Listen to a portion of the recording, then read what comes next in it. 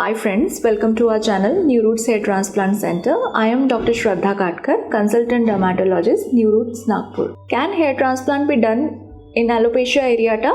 Let's discuss in today's video. As we all know, androgenetic alopecia is the most common cause of hair loss. However, there are many people who suffer from alopecia areata, and after many years of unsuccessful medical treatment, they often come asking if they can do hair transplant. Let's discuss in today's videos in details if we can consider hair transplant as a treatment option for alopecia areata. But for that, we first need to understand what alopecia areata is. Alopecia areata is autoimmune disease that affect men and women of all the ages that cause their hair to fall out.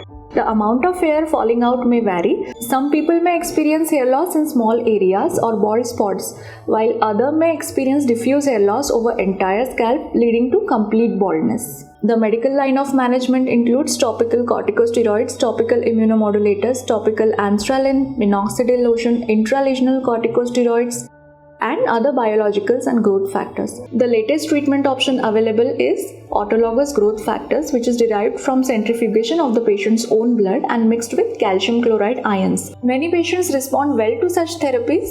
However, recurrence is common and is unpredictable. Many alopecia areata patients who do not respond to medical treatment suffer social phobia. Their quality of life is also compromised. Hair transplant in alopecia areata can be considered only when the patient has undergone medical treatment first and the disease is inactive.